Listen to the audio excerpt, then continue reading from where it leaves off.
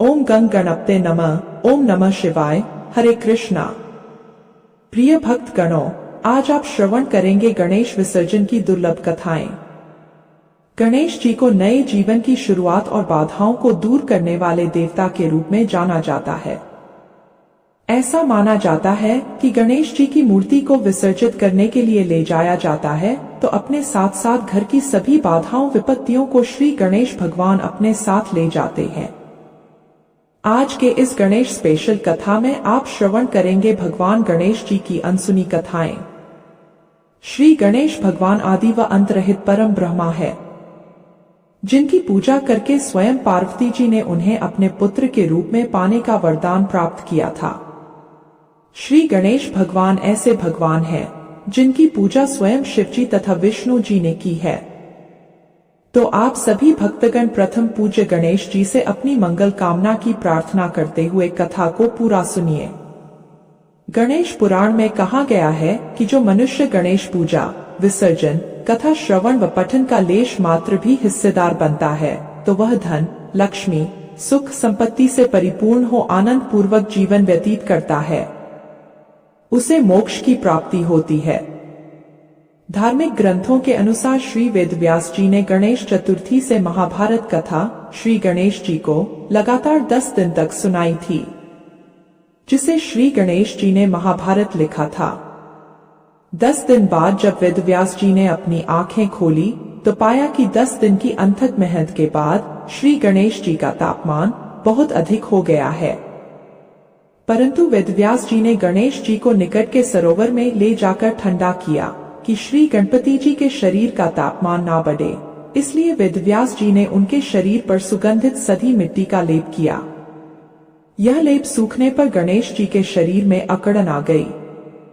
अनंत चतुर्थी के दिन जब महाभारत लेखन का काम पूरा हुआ तो गणेश जी का शरीर जड़वत हो चुका था। बिल्कुल ना हिलने के कारण उनके शरीर पर धूल मिट्टी जम गई थी। तब गणेश जी ने सरस्वती नदी में स्नान करके अपना शरीर साफ किया। इसीलिए गणपति स्थापना 10 दिन के लिए की जाती है और फिर गणेश जी की प्रतिमा का विसर्जन किया जाता है। इस त्योहार को मन का मैल हटाने का पर्व माना जाता है। एक कथा के अनुसार एक समय माली और सुमाली 2 राक्षस थे जो शिव जी को समर्पित थे। सूर्यदेव उन राक्षसों को उनके पापों के लिए मारने वाले थे। राक्षसों ने शिव जी से प्रार्थना की कि वे उनकी रक्षा करें। तब शिव जी ने उनकी रक्षा का वचन दिया और उन्होंने सूर्यदेव को अपने त्रिशूल से मार दिया और इससे सारी दुनिया अंधकार में डूब गई। त्रिशूल की चोट से सूर्य की चेतना नष्ट हो गई और वह तुरंत रथ से नीचे गिरने लगे। जब कश्यप जी ने देखा कि उनका पुत्र मरणासन अवस्था में है तो वे उसे छाती से लगाकर फूट फूट कर विलाप करने लगे। सारे देवताओं में हाहाकार मच गया। सभी भयंकर रोने लगे। तब ब्रह्मा के पौत्र तपस्वी कश्यप जी ने शिव जी को श्राप दिया और वे बोले, जैसा आज तुम्हारे प्रहार के कारण मेरे पुत्र का हाल हो रहा है वैसा ही तुम्हारे पुत्र पर भी होगा। तुम स्वयं अपने ही पुत्र का मस्तक काटोगे। इसी श्राप के कारण ऐसे संयोग बने कि महादेव जी को श्री गणेश जी का सर काटना पड़ा। जब भगवान शिव जी ने श्री गणेश जी के मस्तक को काटा था तब माता पार्वती के विलाप करने पर और उनके आग्रह पर शिव जी ने उस मस्तक के स्थान पर हाथी का मस्तक लगाया। किंतु यह हाथी बड़ा ही अद्भुत था। इसकी कथा इस प्रकार है कि एक बार स्वर्ग से लौटते हुए दुर्वासा ऋषि ने इंद्रदेव को पारिजात पुष्प का उपहार दिया और आशीर्वाद दिया कि यह जिसके मस्तक पर होगा वह तेजस्वी तथा परम बुद्धिमान होगा, संसार में प्रथम पूज्य होगा। देवी लक्ष्मी उस पर कृपा करेंगी और वह भगवान विष्णु के समान ही पूजित होगा। तब इंद्र ने उस पुष्प को हाथी के मस्तक पर रख दिया। हाथी ने मतवाला होकर पुष्प को पैरों तले कुचल दिया और मस्तक पर रखे जाने के प्रभाव से ज्ञानी होकर जंगल में भाग गया। दुर्वासा ऋषि ने अपने उपहार के अपमान से आहत होकर इंद्रदेव को श्रीहीन होने का श्राप दे दिया। हाथी पुष्प के प्रभाव और दुर्वासा ऋषि के आशीर्वाद के अनुसार परम ज्ञानी तो हो गया, किंतु मतवाला होकर जंगल के अन्य जानवरों को कष्ट पहुंचाने लगा। कश्यप ऋषि के श्राप का फलीभूत होने का समय आ गया। फलस्वरूप शिव जी के त्रिशूल से गणेश जी का सर विधि यानी कि क्षतिग्रस्त हो गया। तो उधर ऋषि के आशीर्वाद से हाथी ज्ञान को प्राप्त हो गया, किंतु उत्पाती हाथी के कोप को शांत करने तथा गणेश जी को प्रथम पूज्य बनाने के लिए हाथी का संहार आवश्यक हो गया और ज्ञान के संचय के लिए उसके परम गुणवान सर को संरक्षित करना भी जरूरी हो गया।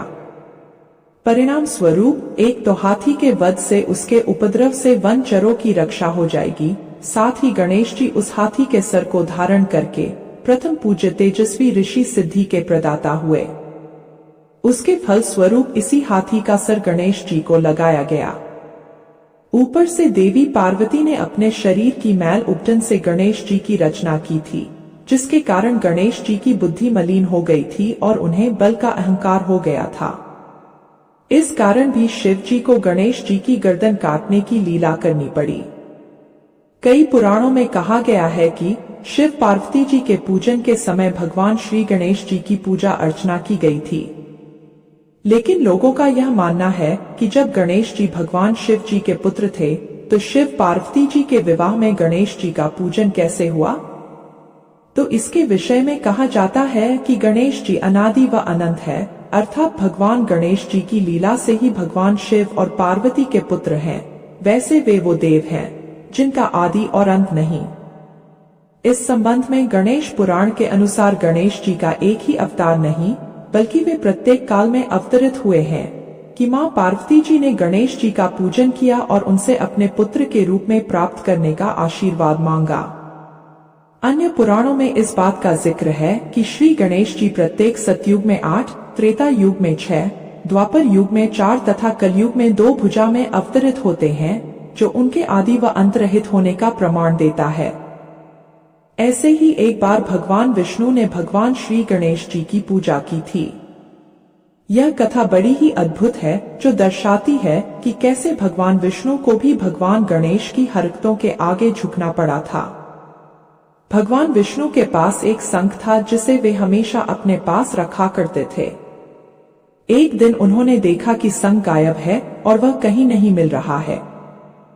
इससे वे बहुत ही नाराज हुए और उन्होंने अपने सारी शक्तियां शंख को खोजने में लगा दी। शंख की खोज जारी थी, तभी भगवान विष्णु को अचानक दूर से शंख की ध्वनि सुनाई देने लगी। उन्होंने उस दिशा में शंख की खोज शुरू की और जल्द ही उन्हें एहसास हुआ कि वह ध्वनि कैलाश पर्वत से आ रही है। जब वे पर्वत पर पहुंची तो उन्होंने पाया कि शंख भगवान गणेश जी ने लिया है और वे उसे बजाने में व्यस्त हैं। यह जानते हुए कि भगवान गणेश आसानी से मानेंगे नहीं और उन्होंने शिव जी से गणेश जी को शंख लौटाने का अनुरोध किया। शिव जी ने कहा कि उनके पास भी गणेश की इच्छा पूरी करने की शक्ति नहीं है और उन्हें प्रसन्न करने का एकमात्र तरीका पूजा करना ही है। इसलिए भगवान विष्णु ने वैसा ही किया। उन्होंने पूजा के लिए सभी आवश्यक वस्तुएं तैयार की और मन ही मन गणेश जी की पूजा की। यह देखकर गणेश भगवान प्रसन्न हुए और उन्होंने विष्णु जी का शंख उन्हें वापस कर दिया। यह कथा यह दर्शाती है कि कैसे भगवान विष्णु जैसे महान भगवान ने गणेश जी की पूजा में संकोच नहीं किया। ऐसे ही एक अद्भुत कथा शिव जी के बारे में भी कही जाती है। इसे श्रवण करने के बाद यह कथा संपूर्ण होगी, तो इसे पूरा अवश्य सुनिए। ओम नमः शिवाय। बोलिए उमापति शिव शंकर भगवान की जय। जय श्री गणेश। प्रिय भक्त गणों, अमरपुर नगर में एक धनी व्यापारी रहता था। दूर दूर तक उसका व्यापार फैला हुआ था। नगर में उस व्यापारी का सभी लोग मान सम्मान करते थे। इतना सब कुछ होने पर भी वह व्यापारी अंतर मन से बहुत ही दुखी था, क्योंकि उस व्यापारी का कोई पुत्र नहीं था। दिन रात उसे एक ही चिंता सताती रहती थी कि उसके मृत्यु के बाद उसके इतने बड़े व्यापार और धन संपत्ति को कौन संभालेगा। पुत्र पाने की इच्छा से वह व्यापारी प्रति सोमवार भगवान शिव जी की व्रत पूजा किया करता था। सायंकाल को व्यापारी शिव मंदिर में जाकर भगवान शिव के सामने घी का दीपक जलाया करता था। उस व्यापारी की भक्ति देखकर एक दिन पार्वती जी ने भगवान शिव से कहा, हे प्राणनाथ, यह व्यापारी आपका सच्चा भक्त है। कितने दिनों से यह सोमवार का व्रत और पूजा नियमित रूप से कर रहा है। भगवान आप इस व्यापारी की मनोकामना अवश्य पूर्ण करें। भगवान शिव ने मुस्कुराते हुए कहा कि इस संसार में सबको उसके कर्म के अनुसार फल की प्राप्ति होती है। प्राणी जैसा कर्म करते हैं उन्हें वैसा ही फल प्राप्त होता है। इसके बावजूद पार्वती जी नहीं मानी। उन्होंने आग्रह करते हुए कहा, नहीं प्राणनाथ, आपको इस व्यापारी की इच्छा पूरी करनी ही पड़ेगी। यह आपका अनन्य भक्त है। प्रति सोमवार आपका विधि पूर्वक व्रत करता है और पूजा अर्चना के बाद आपको भोग लगाकर एक समय भोजन ग्रहण करता है। आपको इसे पुत्र प्राप्ति का वरदान देना ही होगा। पार्वती जी का इतना आग्रह देखकर भगवान शिव जी ने कहा, तुम्हारे आग्रह पर मैं इस व्यापारी को पुत्र प्राप्ति का वरदान देता हूँ, लेकिन पुत्र 16 वर्ष से अधिक जीवित नहीं रहेगा। उसी रात भगवान शिव ने सपने में उस व्यापारी को दर्शन देकर उसे पुत्र प्राप्ति का वरदान दिया और उसके पुत्र के 16 वर्ष तक जीवित रहने की बात बताई। भगवान के वरदान से व्यापारी को खुशी तो हुई, लेकिन पुत्र की अल्प आयु की चिंता ने उस खुशी को नष्ट कर दिया। व्यापारी पहले की तरह सोमवार का विधिवत व्रत करता रहा। कुछ महीने पश्चात उसके घर अति सुंदर पुत्र ने जन्म लिया। पुत्र जन्म से व्यापारी के घर में खुशियां भर गई। बहुत धूमधाम से पुत्र जन्म का समारोह मनाया गया। व्यापारी को पुत्र जन्म की अधिक खुशी नहीं हुई, क्योंकि उसे पुत्र की अल्प आयु के रहस्य का पता था। यह रहस्य घर में किसी को नहीं मालूम था। विद्वान ब्राह्मणों ने उस पुत्र का नाम अमर रखा। जब अमर 12 वर्ष का हुआ तो शिक्षा के लिए उसे वाराणसी भेजने का निश्चय हुआ। व्यापारी ने अमर की मामा दीपचंद को बुलाया और कहा कि अमर को शिक्षा प्राप्त करने के लिए वाराणसी छोड़ आओ। अमर अपने मामा के साथ शिक्षा प्राप्त करने के लिए चल दिया। रास्ते में जहां भी अमर और दीपचंद्र रात्रि विश्राम के लिए ठहरते, वही यज्ञ कराते और ब्राह्मणों को भोजन कराते थे। लंबी यात्रा के बाद अमर और दीपचंद एक नगर में पहुंचे। उस नगर के राजा की कन्या के विवाह की खुशी में पूरे नगर को सजाया गया था। निश्चित समय पर बारात आ गई, लेकिन वर का पिता अपने बेटे की एक आंख से काने होने के कारण बहुत ही चिंतित था। उसे इस बात का भय सता रहा था कि राजा को इस बात का पता चलने पर कहीं वह विवाह से इनकार न कर दे, इससे उसकी बदनामी होगी। वर के पिता ने अमर को देखा तो उसके मस्तिष्क में एक विचार आया। उसने सोचा, क्यों न इस लड़के को दूल्हा बनाकर राजकुमारी से विवाह करा दूं। विवाह के बाद इसको धन देकर विदा कर दूंगा और राजकुमारी को अपने नगर में ले जाऊंगा। वर के पिता ने इसी संबंध में अमर और दीपचंद से बात की। दीपचंद ने धन मिलने के लालच में वर के पिता की बात स्वीकार कर ली। अमर को दूल्हे के वस्त्र पहनाकर राजकुमारी चंद्रिका से विवाह करा दिया गया। राजा ने बहुत सारा धन देकर राजकुमारी को विदा किया।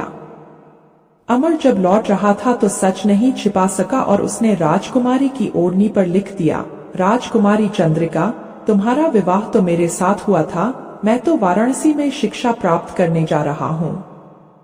अब तुम्हें जिस नवयुवक की पत्नी बनना पड़ेगा वह कान्हा है। जब राजकुमारी ने अपनी ओढ़नी पर लिखा हुआ पढ़ा तो उसने काने लड़के के साथ जाने से इनकार कर दिया। राजा ने सब बातें जानकर राजकुमारी को महल में रख लिया। उधर अमर अपने मामा दीपचंद के साथ वाराणसी पहुंच गया। अमर ने गुरुकुल में पढ़ना शुरू कर दिया। जब अमर की आयु 16 वर्ष की पूरी हुई तो उसने एक यज्ञ किया। यज्ञ पर ब्राह्मणों को भोजन कराया, खूब अन्न वस्त्र दान किए। रात को अमर अपने शयन कक्ष में सो गया। शिव के वरदान के अनुसार सना अवस्था में ही अमर के प्राण पखेरु उड़ गए। सूर्योदय पर मामा अमर को मृत देखकर रोने पीटने लगा। आसपास के लोग भी एकत्रित होकर दुख प्रकट करने लगे। मामा के रोने विलाप करने के स्वर समीप से गुजरते हुए भगवान शिव और माता पार्वती जी ने भी सुने। पार्वती जी ने भगवान से कहा, हे प्राणनाथ, मुझसे इसके रोने के स्वर सहन नहीं हो रहे, आप इस व्यक्ति के कष्ट अवश्य दूर करें। भगवान शिव ने पार्वती जी के साथ अदृश्य रूप में समीप जाकर अमर को देखा तो पार्वती जी से बोले, पार्वती, यह तो उसी व्यापारी का पुत्र है जिसे मैंने 16 वर्ष की आयु का वरदान दिया था। इसकी आयु तो पूरी हो गई। पार्वती जी ने फिर भगवान शिव से निवेदन किया, हे प्राणनाथ, आप इस लड़के को जीवित करें, नहीं तो इसके माता पिता पुत्र की मृत्यु के कारण रो रो कर अपने प्राणों का त्याग कर देंगे। इस लड़के का पिता तो आपका परम भक्त है, वर्षों से सोमवार का व्रत करते हुए आपको भोग लगा रहा है। पार्वती जी के आग्रह करने पर भगवान शिव ने उस लड़के को जीवित होने का वरदान दिया और कुछ ही पल में वह जीवित होकर उठ बैठा। शिक्षा समाप्त करके अमर मामा के साथ अपने नगर की ओर चल दिया। दोनों चलते चलते उसी नगर में पहुंचे जहां अमर का विवाह हुआ था। उस नगर में भी अमर ने यज्ञ का आयोजन किया। समीप से गुजरते हुए नगर के राजा ने यज्ञ का आयोजन देखा। राजा ने अमर को तुरंत पहचान लिया। यज्ञ समाप्त होने पर राजा अमर और उसके मामा को महल में ले गया और कुछ दिन उन्हें महल में रखकर बहुत सा धन वस्त्र देकर राजकुमारी के साथ विदा किया। रास्ते में सुरक्षा के लिए राजा ने बहुत से सैनिकों को भी साथ भेजा। दीपचंद्र ने नगर में पहुंचते ही एक दूत को घर भेजकर अपने आगमन की सूचना भेजी। अपने बेटे अमर के जीवित वापस लौटने की सूचना से व्यापारी बहुत ही प्रसन्न हुआ। व्यापारी ने अपने पत्नी के साथ स्वयं को एक कमरे में बंद कर रखा था। भूखे प्यासे रहकर व्यापारी और उसकी पत्नी बेटे की प्रतीक्षा कर रहे थे। उन्होंने प्रतिज्ञा कर रखी थी कि यदि उन्हें अपने बेटे की मृत्यु का समाचार मिला तो दोनों अपने प्राण त्याग देंगे। व्यापारी अपनी पत्नी और मित्रों के साथ नगर के द्वार पर पहुंचा। अपने बेटे के विवाह का समाचार सुनकर पुत्र वधू राजकुमारी चंद्रिका को देखकर उसकी खुशी का ठिकाना ना रहा। उसी रात भगवान शिव ने व्यापारी के सपने में आकर कहा, हे सृष्टि, मैं तेरे सोमवार के व्रत करने और व्रत कथा सुनने से प्रसन्न होकर तेरे पुत्र को लंबी आयु प्रदान की है। व्यापारी बहुत ही प्रसन्न हुआ। सोमवार का व्रत करने से व्यापारी के घर में खुशियां लौट आई।